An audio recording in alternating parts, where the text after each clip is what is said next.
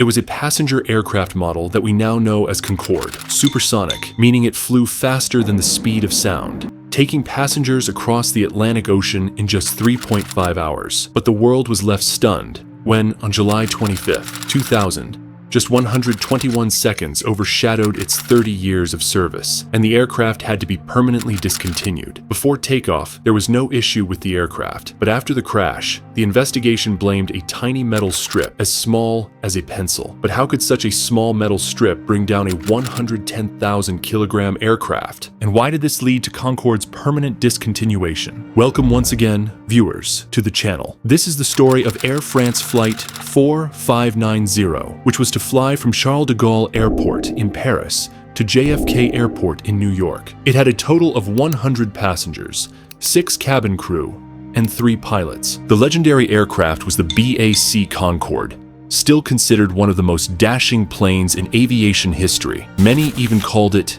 an engineering marvel. The biggest reason, it flew at double the speed of regular passenger aircraft, reducing the US-Europe journey from 7 hours to just 3.5 hours. The speed of sound is 1,235 kilometers per hour, but Concorde flew even faster at supersonic speed. Its recorded top speed was 2,180 kilometers per hour. This speed was possible because of its remarkable delta wing design, typically seen on fighter jets. Engineers used it on Concorde so it could also fly like one. But this delta wing had a drawback. It needed very high speed for takeoff, not just speed, but also the angle of attack when the nose of the aircraft lifts up during takeoff. Compared to a normal passenger plane, Concorde's angle of attack was so high that the pilot couldn't even see the runway ahead. That's why Concorde's nose was made flexible. It could be tilted downward during takeoff, so the pilot could see ahead. Speaking of speed, a Boeing 737 takes off at 140 knots, about 160 kilometers per hour. Concorde needed to gain a takeoff speed of 200 knots,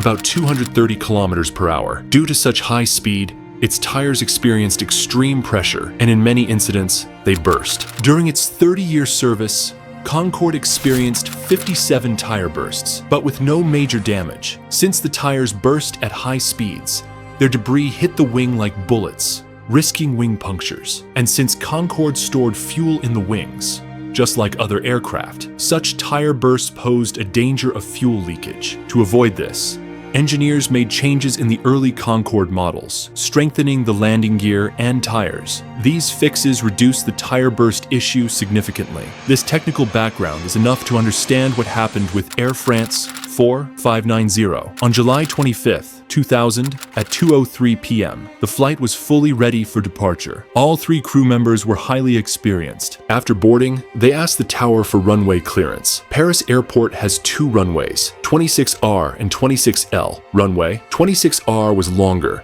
and Concorde needed a long runway, so they were cleared for 26R. Flight 4590, taxiway Romeo to line up on 26R. But here's the issue. Continental Airlines DC-10 aircraft was already ready for takeoff on the same runway. It was supposed to go first, followed by Concorde, while Concorde's captain did routine flight checks, reviewing the aircraft's weight and fuel.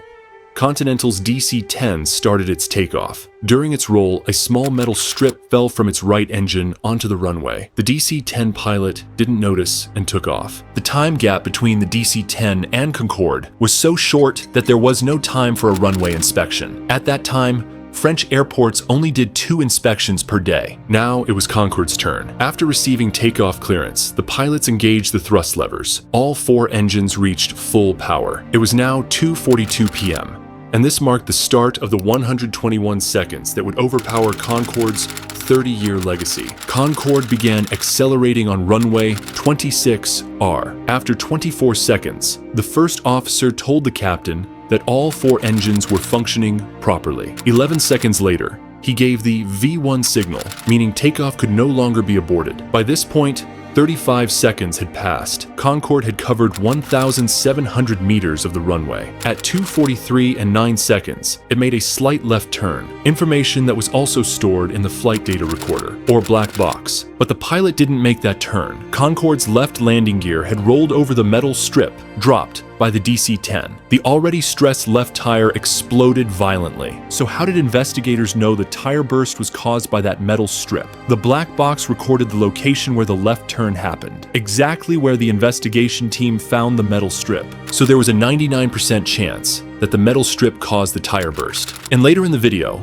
we'll confirm that the strip came from the DC-10. Concorde's leftmost tire had burst. It happened so quickly that no one noticed. But the very next moment, what engineers had long feared came true. Tire fragments struck the fuel tank with such force that it ruptured. Fuel began leaking under pressure, and for some reason, it ignited instantly. The aircraft began pulling to the left. The captain countered by pressing the right rudder pedal, unaware that the plane was already on fire. Air traffic control noticed the smoke and confirmed that Concorde had taken off. But right after liftoff, the left side engines failed due to the fire. Jet engines have air intakes at the front to suck in air for compression. Instead of air, smoke entered, choking the compressors and causing engine failure. The flight engineer initiated emergency procedures immediately. ATC also notified the captain of the fire and advised an immediate return. Concorde was now flying with only its two right side engines. With two engines out, it couldn't gain much altitude. It was struggling just to maintain its current altitude. The fire had also started melting the left wing's flap, making the aircraft bank left. The captain countered by turning right, but that reduced speed even further, and speed was the only thing that could have saved Concorde. Finally,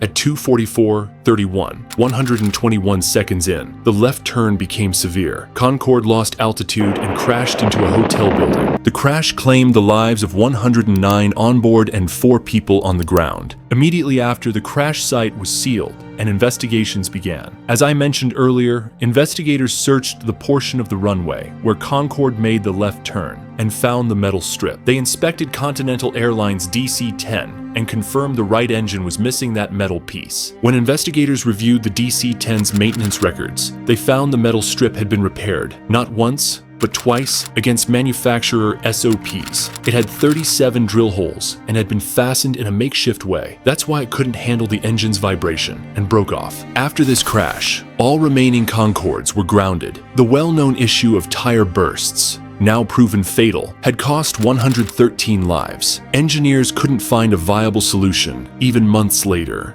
In 2001, after the September 11th attacks, global air travel plummeted. Concorde tickets, already far more expensive than regular flights, became unsustainable. That's when Concorde was permanently retired and placed in museums. Maybe in the future, humans will travel at supersonic speeds again. But for now, all we know is, for 31 years, humanity flew faster than the speed of sound. We hope you liked and shared this Who video. Thank you for your loving comments. See you in the next amazing video.